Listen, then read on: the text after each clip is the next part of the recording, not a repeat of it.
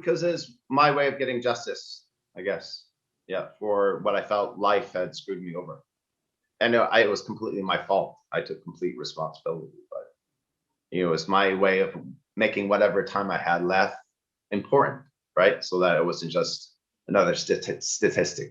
Whatever time I had left, I had to do my best to use my talents and story, the power of my story. I realized how powerful it was. Share it to the world. They gave me the protease inhibitors that just came out in 1996, and they were promising, but they'd only been around for in human trials for like 9 months before I started on, right? And so, or I don't know how many months, but it was months, and so we were guinea pigs, and and they got better over the years. They got more refined, less side effects. But I got 2 bouts of kidney stones, had to take 9 pills a day, and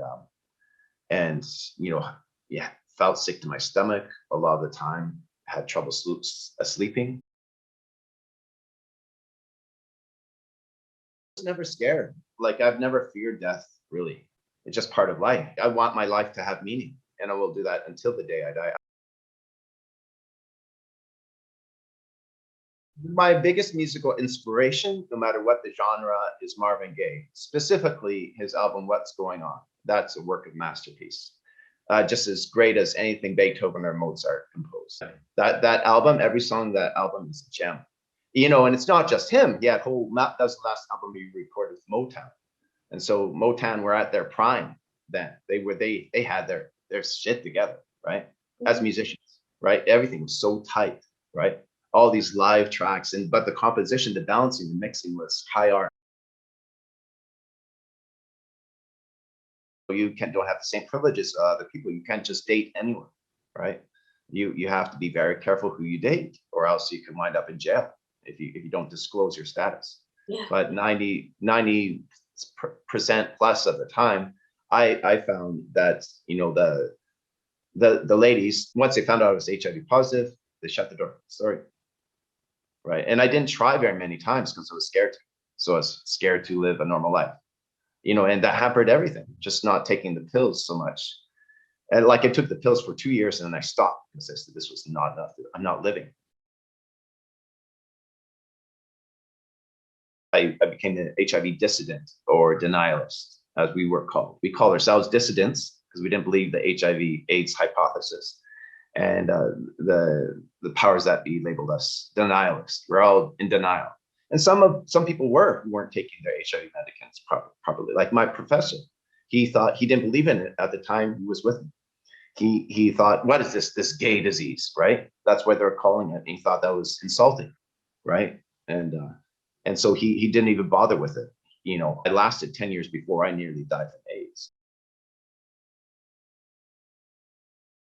Identified as an introvert back then. Now I'm omnivert or whatever. I am who I am. I'm not afraid to speak out. But back then I was afraid to speak out. Not that every introvert is afraid to speak out. Maybe I never was really truly an introvert. I was just repressed.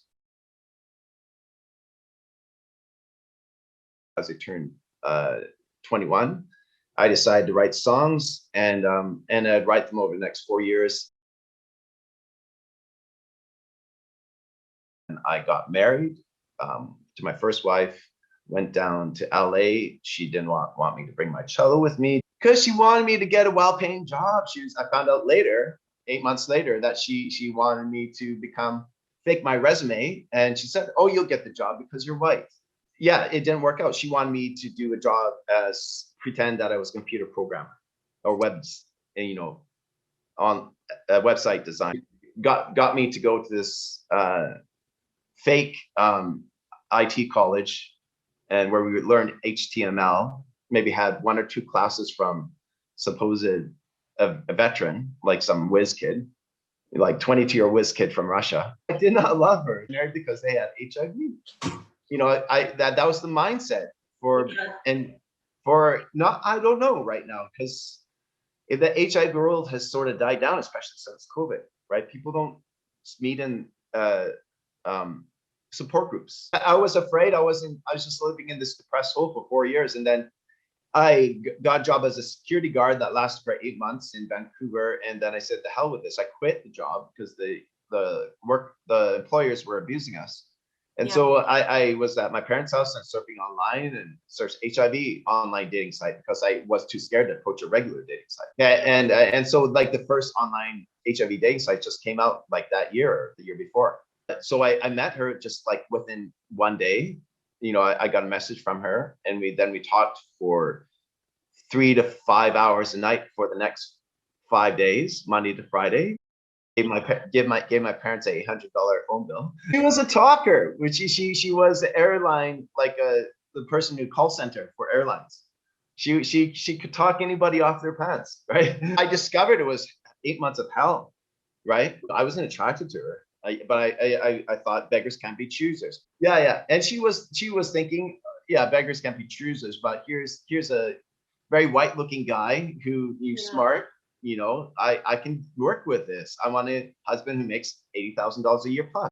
It's a shock that brought me out of my world. And so when I ended that, I found out she was already making plans with a guy from the Netherlands, so HIV positive. She was going to go visit him. And that night I found that, got into her email and read those emails. Then the next morning I drove her to work, and then I came home. I packed all my bags, drove to the court. I filed for divorce, quick divorce, $350. I paid for her fee, and then I just took the receipt, gave it back, and I dropped it off, and put the key down, locked the door, and put the key through the slot, and then I drove off. 17 hours later, I was back in Vancouver.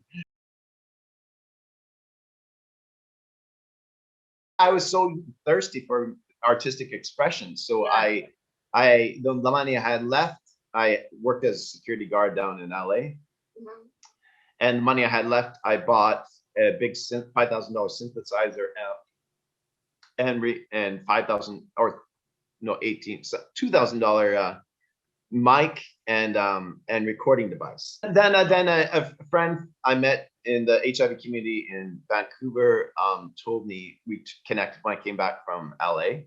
Is at my parents' house, and he said, it's like I told him I want to do music and I want to live downtown. Like I'm tired of living out in the suburbs, right? And I want to be where there's more people with HIV, right? More community and have freedom, not be in my parents' house, not be tied in a bad relationship. So he told me that apply for disability. You can get disability if you have HIV in BC. And so I did. I moved downtown, found a nice place, cheap rent, right across from the bridge from downtown, and had the time of my life for the next 4 years. I just delivered groceries. I made a decent amount to top up what I was getting from disability. Yeah. And then I joined 3 bands. I knew I wanted to tell my story. That was my base desire. Yeah. And I thought that, well, I don't know I've done classical music all my life. I better join bands to figure out this out. So I played cello primarily in bands. So in 2004, then I went to this art and business workshop, 4-week workshop. And one of the guest speakers they had was somebody in the musical theater industry. And so, and everybody in the room said, you should do this. You want to put your story to music, then it should be musical theater. So that inspired me to start writing the first script for the stage play of Southern Time. In 2004, I also started recording the songs for my demo album. And then I realized, well, I'll do these songs in the rock opera. So I wrote the rock opera on these songs, turned to when we did production. And so I went tour on with Funkful Band to out east, we call it, out in the Toronto GTA and Montreal. After I came back from tour with the band, GTA, I said, I'm tired of playing second fiddle because lead singers are known to have big egos. June of 2005, got back from GTA, and then a week later, I went to a popular club off of Commercial Drive in Vancouver. It's a popular theater off of that street, and I booked it for December. That was in June. 6 months later, for 7 days, put $5,000 deposit, then made it happen. I raised $110,000 and put on the show.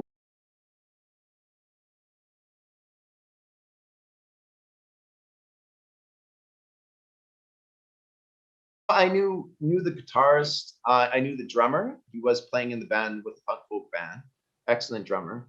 The guitarist, yeah, I didn't play with the guitarist from the punk folk band, but oh yeah, I knew that somebody introduced me to him, and so yeah, the band was professional. It was really good.